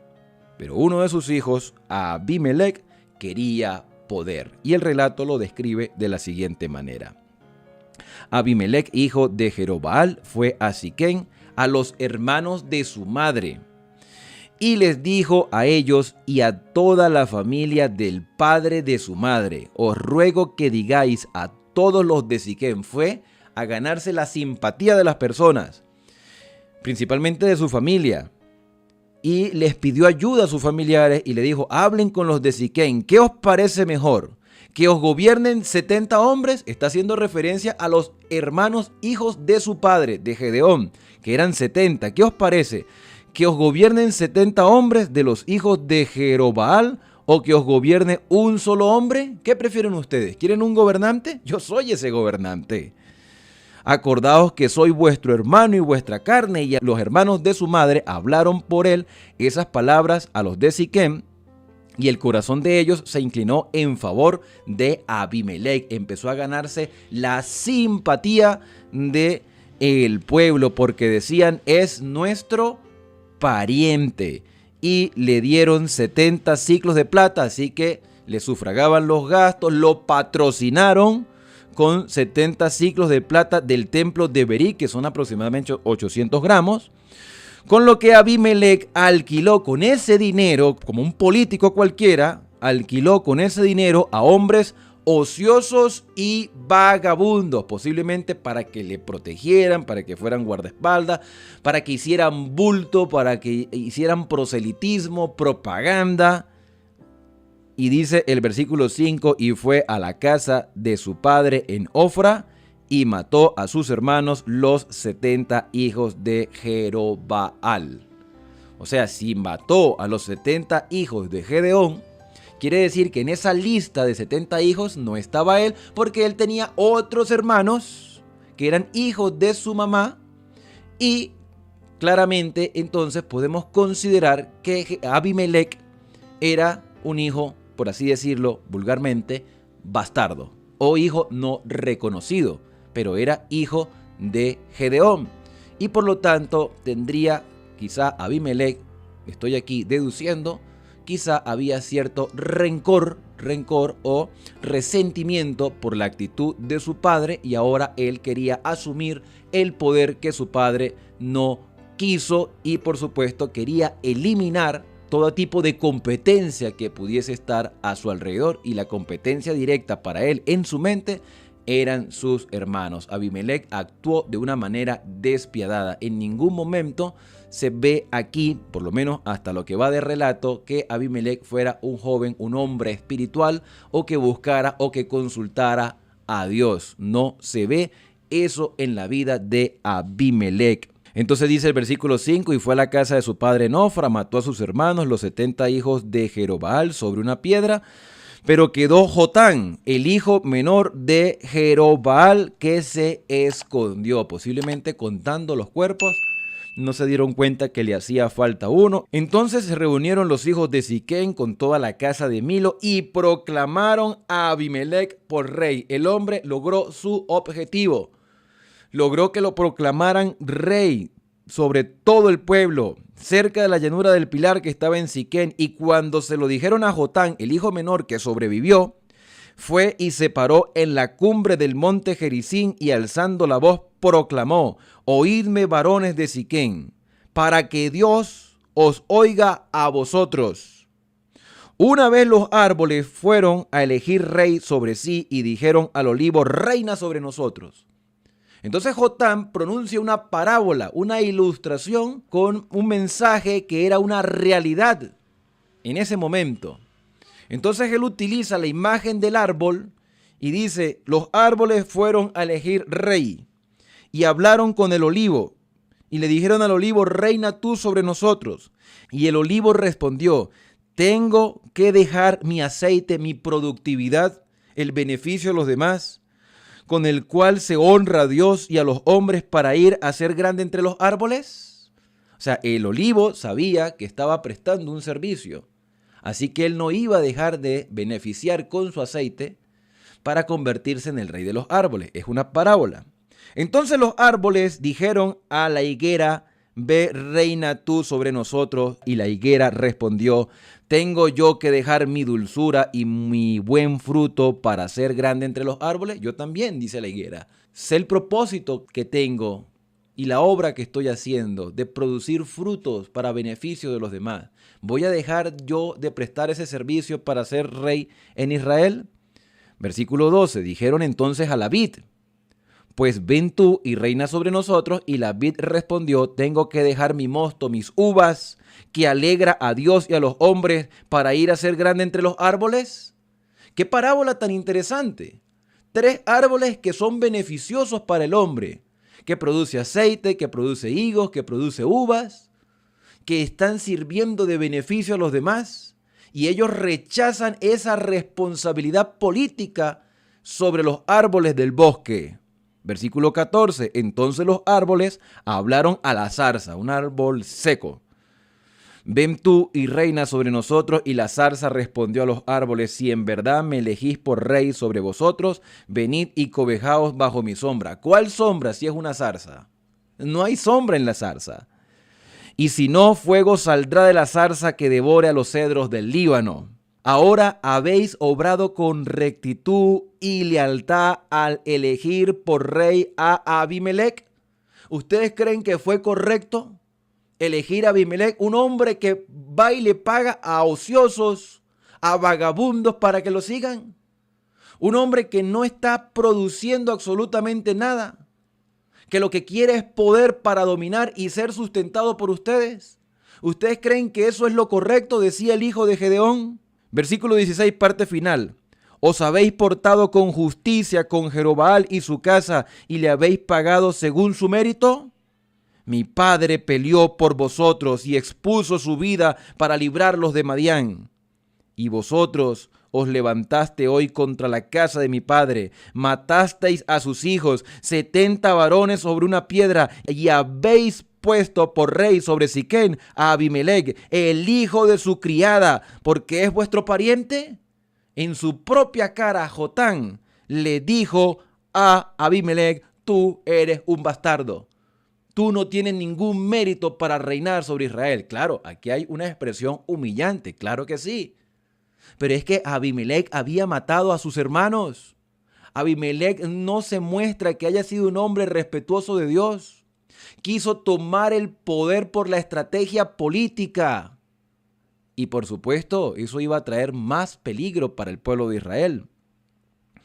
Y dice el versículo 19, si habéis obrado hoy con rectitud e integridad con Jerobaal, que es Gedeón, y su casa, que gocéis de Abimelec, y él goce de vosotros, y si no, fuego salga de Abimelec, que consuma los de Siquén y a la casa de Milo, y fuego salga de Siquén y de la casa de Milo, que consuma a Abimelec. Si fue hecho esto bien, entonces que les vaya bien, pero si fue hecho mal, entonces que les vaya mal. Y Jotán huyó y se fue a ver, y allí quedó por causa de su hermano Abimelec.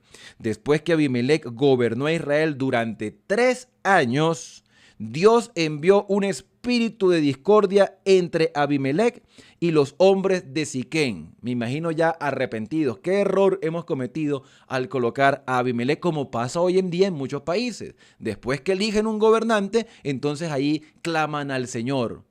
Pregunto, ¿estos de Siquén consultaron a Dios antes de elegir a Abimelec como gobernante? No, lo mismo que hacen muchas personas el día de hoy cuando eligen a sus gobernantes. No consultan a Dios y después sufren las consecuencias. Así que ni siquiera duró un periodo presidencial, porque a los 3 años ya querían derrocarlo. Versículo 23, parte final. Y los siquemitas se levantaron contra Abimelec para que el crimen contra los 70 hijos de Jerobaal y la sangre de ellos cayera sobre Abimelec, su hermano que lo mató, y sobre los hombres de Siquén que le ayudaron a asesinar a sus hermanos. Los de Siquén le pusieron acechadores en la cumbre de los montes, que asaltaban a los que pasaban junto a ellos por el camino, y avisaron a Abimelec. Entonces dice que Gaal, hijo de Ebed, vino con sus hermanos y se establecieron en Siquén, y los de Siquén confiaron en él. Salieron al campo, vendimiaron sus viñas, pisaron las uvas e hicieron fiesta. Después entraron en el templo de su Dios, que no es Jehová, por supuesto que no, otro dios pagano, comieron y bebieron y maldijeron a Abimelec. Entonces Gaal se propuso para derrocar el gobierno de Abimelec.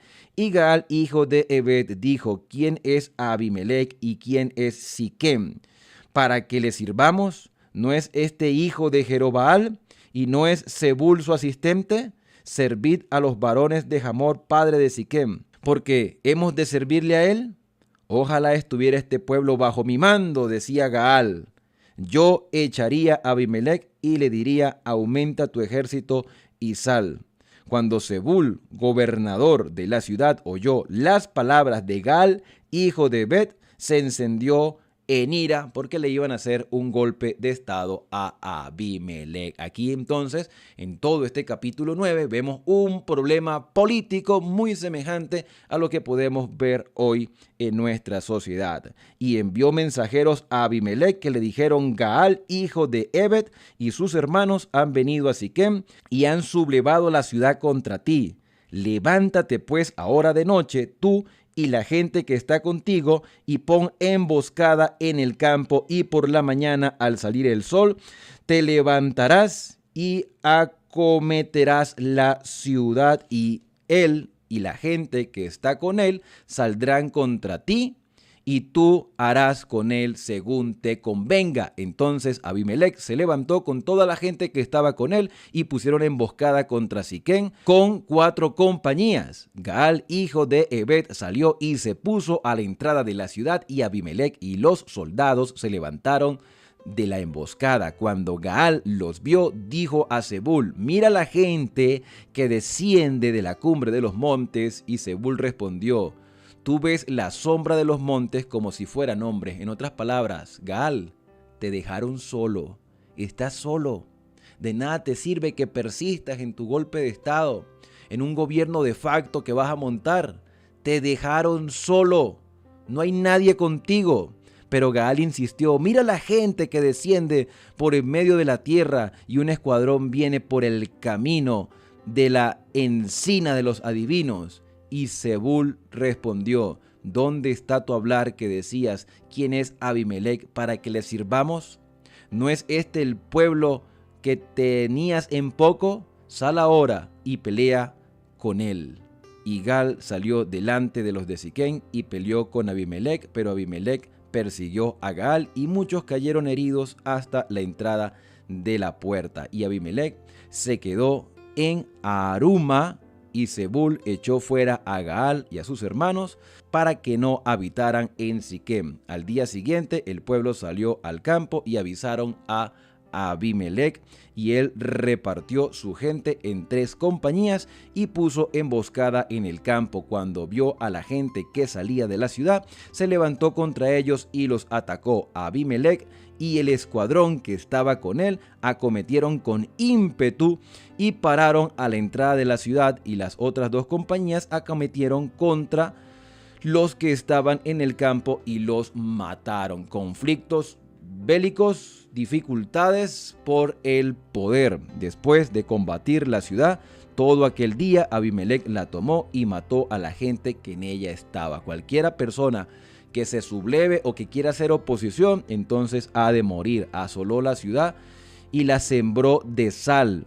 Cuando los que estaban en la torre de Siquem oyeron eso, entraron en la fortaleza del templo de Beric y avisaron a Abimelec que todos los de la torre de Siquem estaban reunidos. Entonces Abimelec subió al monte Salmón con toda su gente, tomó un hacha y cortó la rama de un árbol, la puso al hombro y dijo a los suyos: haced pronto lo que me habéis visto hacer a mí. Así todos cortaron también cada uno una rama y siguieron a Abimelec, la pusieron junto a la fortaleza y le prendieron fuego. Así murieron todos los de la torre de Siquem, como unos 1000 hombres y mujeres. Y nótese que todavía aquí nadie ha consultado a Dios. Todo se hizo sin consultar al Señor, y eso es lo que la política nos ofrece.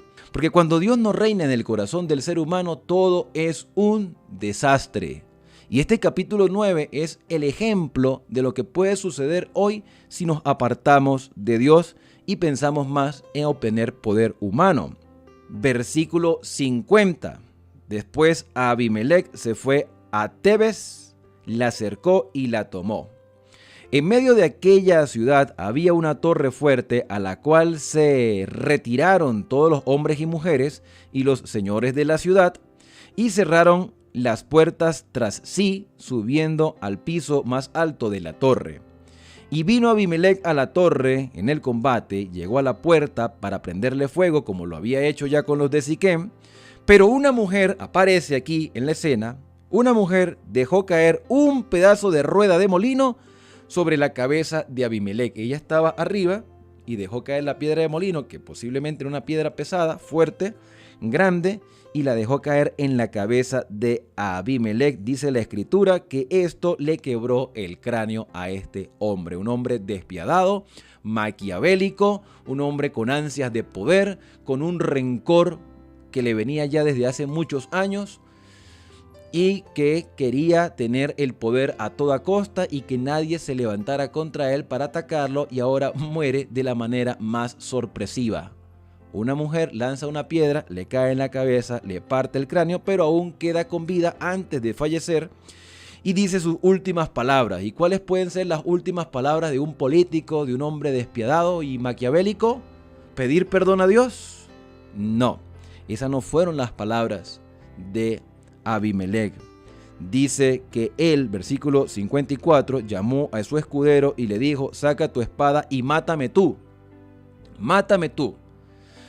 ¿Te acuerdas la historia de Gedeón cuando agarró a Seba y a Salmuna y le dijo a su hijo primogénito: mátalos? Y el joven no quiso, y Seba y Salmuna dijeron: mátanos tú, porque esa es tu responsabilidad, porque morir de manos de un muchacho era humillante. Ahora imagínense a Abimelec muriendo con el cráneo partido, sabiendo de que esa piedra que lo había dejado tendido en el suelo había sido lanzada por una mujer. Por eso viene la respuesta: mátame tú, para que no se diga de mí que una mujer me mató, para que mi nombre no sea puesto por el piso, para que aún en la muerte mi nombre no sea humillado. Pero eso quedó registrado en la Biblia. Y entonces el escudero lo atravesó y finalmente murió. Cuando los israelitas vieron a Abimelec muerto, se fueron cada uno a su casa, y así pagó Dios. Así ahora aparece Dios. Dios aparece dos veces en este relato, cuando crea la discordia o cuando se le describe como aquel que permitió la discordia entre los de Siquem. Los mismos que lo habían elegido ahora se habían puesto como oposición. Y cuando el gobierno de Abimelec se vio entonces en riesgo, él decidió también matar a los que una vez fueron sus seguidores. Y dice el versículo 56, así pagó Dios a Abimelec el mal que cometió contra su padre al matar a sus 70 hermanos. También Dios volvió todo el mal a los de Siquem sobre sus cabezas. Y así se cumplió en ellos la maldición de Jotán, hijo de Jerobaal. Jotán, quien contó la parábola de los árboles y dijo: ustedes se dieron cuenta la respuesta de el olivo, de la higuera y de la vid, y ahora han elegido como gobernante a una zarza seca que traerá fuego a sus vidas. Ustedes sufrirán y ese gobernante también sufrirá. Y Jotán, quien tenía el derecho de seguir siendo el líder de Israel, decidió desaparecer de la historia, posiblemente porque consideró que lo más importante era lo espiritual y no tener ningún tipo de relación con el poder político. De hecho, este hombre no vuelve a aparecer más en el texto del libro de Jueces. Solamente veremos su nombre en algunos reyes del futuro que adoptaron este mismo nombre. ¿Qué lecciones podemos aprender de este capítulo 9?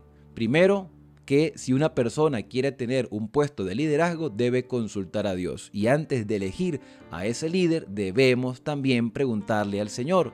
Si no le consultamos a Dios, seguramente vendrán consecuencias. Y no debemos ansiar el poder, porque Dios nos ha dado una responsabilidad de ser una luz al mundo y no simplemente de tener un poder político. Eso indica que los cristianos debemos tratar de estar alejados lo mayor posible de la política. Ejercemos nuestro derecho de elegir a nuestros gobernantes, claro que sí, porque es un derecho, es un deber, porque igualmente nos afecta a todos, pero deberíamos consultar a Dios para elegir sabiamente y tratar de evitar males peores como sufren algunos países en la actualidad. Abimelec es el ejemplo perfecto de un político que con su astucia se aferra al poder y quiere eliminar todo tipo de oposición que sea un riesgo para su gobierno. Y a pesar de esto, todavía hay esperanza para nosotros, porque nuestro gobernante supremo es el Señor. Y de esta manera hemos terminado con este capítulo por el día de hoy. te invito a que podamos acercarnos a Dios a través de la oración. Querido Padre, muchas gracias, Señor. Quiero darte por el privilegio de estudiar tu palabra con libertad y de poder entender los tiempos que estamos viviendo. La historia del pasado nos indica, Señor, lo que ha de suceder antes de la venida de Cristo. Por eso queremos pedirte que tú seas el gobernante de nuestra vida y cuando tengamos la oportunidad de elegir a hombres y mujeres que tengan cierto liderazgo político en nuestro alrededor, podamos nosotros consultarte, Señor, para no ser partícipes de los pecados de aquellos que hoy están en puestos de responsabilidad social. Perdónanos, Señor, si nos hemos equivocado y ayúdanos, porque tú eres nuestra fortaleza. En el santo y bendito nombre de Cristo Jesús. Amén. Bien, y ahora al despedirnos decimos a cada uno: Dios te bendiga y te guarde, haga resplandecer Dios su rostro sobre ti y tenga de ti misericordia. Dios alce sobre ti su rostro y ponga en ti paz. Nos vemos mañana con un nuevo video de la explicación de la Escritura.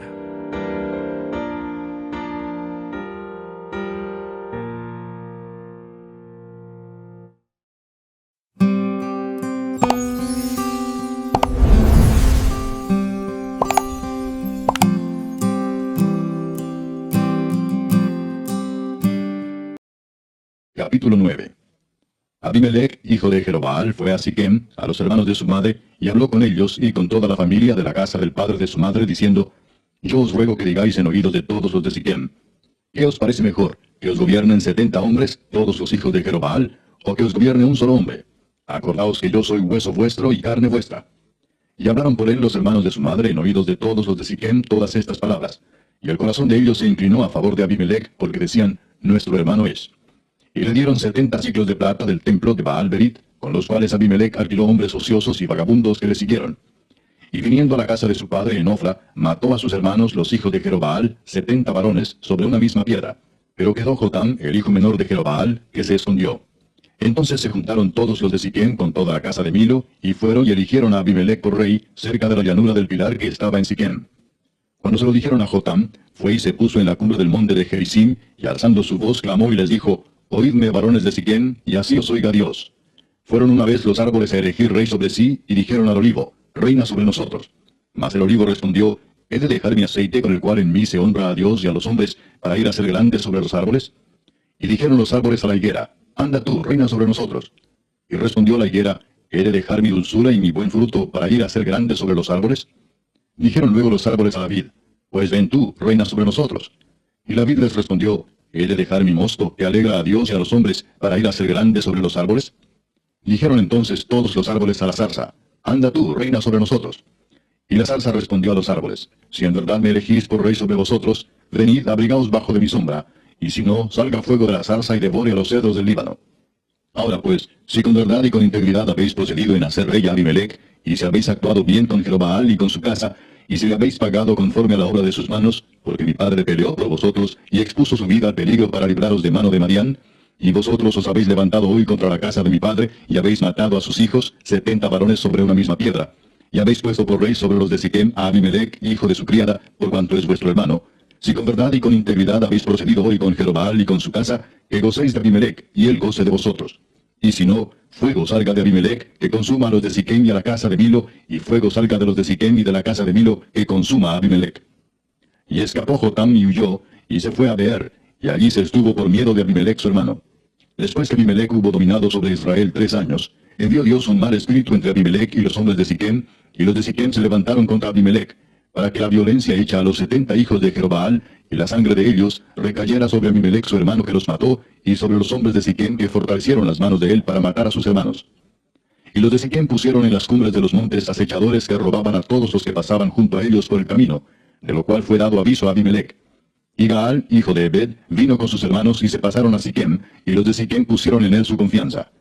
Y saliendo al campo, vendimiaron sus viñedos, y pisaron la uva e hicieron fiesta. Y entrando en el templo de sus dioses, comieron y bebieron, y maldijeron a Abimelech. Y Gaal, hijo de Ebed, dijo: ¿Quién es Abimelech, y qué es Siquem, para que nosotros le sirvamos? ¿No es hijo de Jerobbaal, y no es Zebul ayudante suyo? Servid a los varones de Amor, padre de Siquem. Pero, ¿por qué le hemos de servir a él? Ojalá estuviera este pueblo bajo mi mano, pues yo arrojaría luego a Abimelech y diría a Abimelech, aumenta tus ejércitos y sal. Cuando Zebul, gobernador de la ciudad, oyó las palabras de Gaal, hijo de Ebed, se encendió en ira y envió secretamente mensajeros a Abimelech diciendo, he aquí que Gaal, hijo de Ebed, y sus hermanos han venido a Siquem, y he aquí que están sublevando la ciudad contra ti. Levántate pues ahora de noche, tú y el pueblo que está contigo, y pon emboscadas en el campo.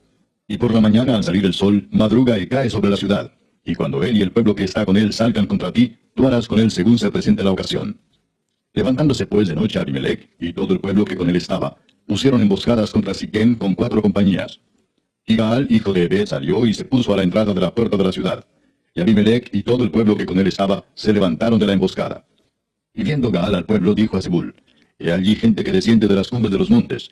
Y Zebul le respondió, tú ves la sombra de los montes como si fueran hombres. Volvió Gaal a hablar y dijo, he allí gente que desciende de en medio de la tierra, y una tropa viene por el camino de la encina de los adivinos. Y Zebul le respondió, ¿dónde está ahora tu boca con que decías, quién es Abimelech para que le sirvamos? ¿No es este el pueblo que tenías en poco? Sal pues ahora y pelea con él. Y Gaal salió delante de los de Siquem y peleó contra Abimelech. Mas lo persiguió Abimelech, y Gaal huyó delante de él, y cayeron heridos muchos hasta la entrada de la puerta.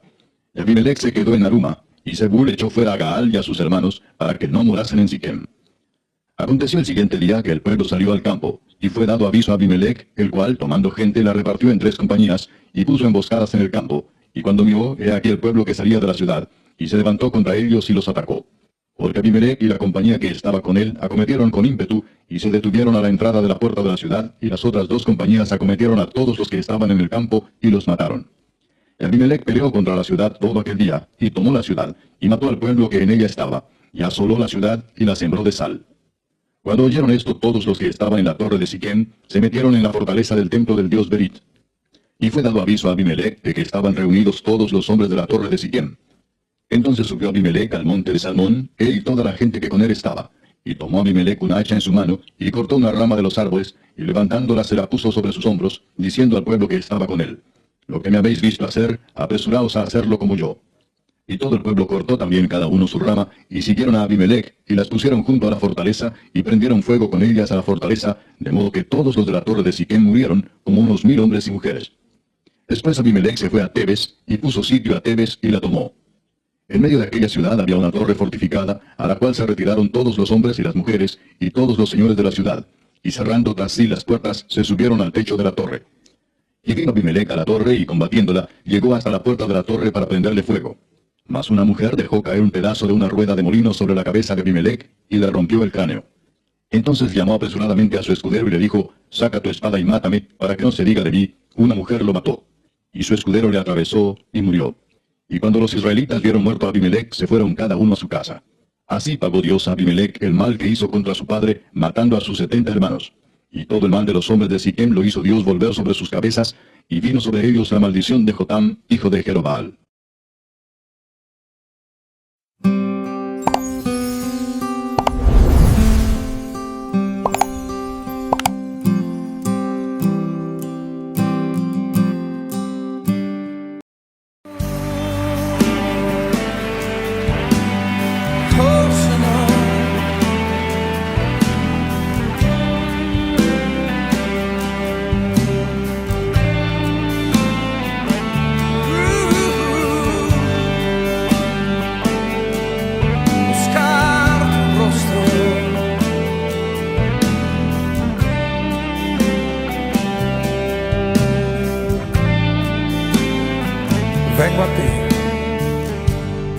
Vengo a ti, guíame, santifícame en ti. Quiero andar en tu verdad. Tómame, abrázame, mi corazón hoy vuelvo a ti. Solo a ti quiero humillarme. Quiero humillarme, buscar tu rostro. Hoy me arrepiento delante de ti. Vengo a invocarte, inclina tu oído. escucha y perdona mi rebelión. Sana nuestra tierra,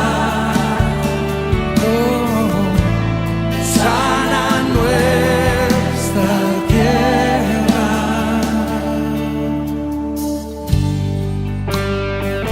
Oh Señor, hazlo.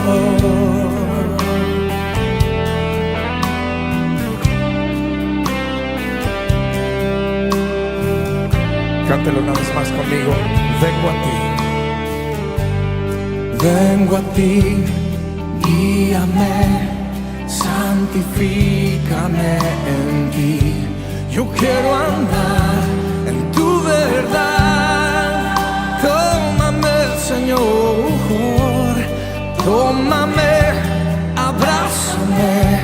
Mi corazón hoy vuelvo a ti. Solo a ti, solo a ti. Quiero humillarme, quiero humillarme, buscar tu rostro. Hoy me arrepiento delante de ti. Vengo a invocarte, inclina tu oído, escucha y perdona mi rebelión. Clámale a Él, sana, sana nuestra tierra. Sánanos, sana nuestra.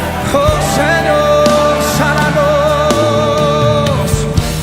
Escucha hoy Dios. Yo quiero pedir que levante usted una fuerte voz y empiece a clamar y decirle: Señor, escúchanos, perdónanos, perdona nuestro orgullo, perdona los pecados de tu iglesia.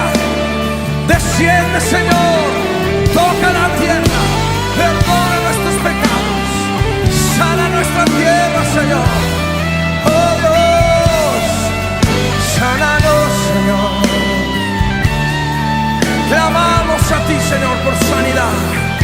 Te necesitamos. Oh, quiero humillarme, quiero buscar tu rostro. Hoy me arrepiento, delante de ti. Vengo a invocarte.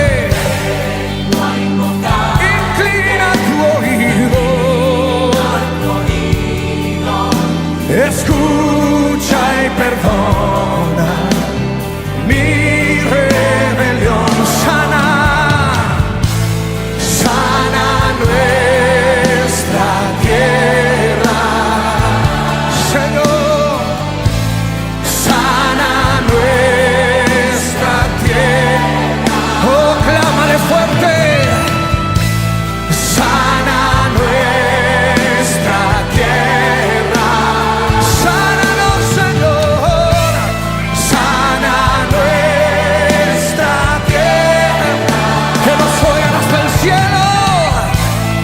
Sana nuestra tierra, oh Señor, sana nuestra tierra. Sí, por favor, sana nuestra tierra con tu amor. Ten misericordia, Señor, ten misericordia, misericordia sobre tu pueblo.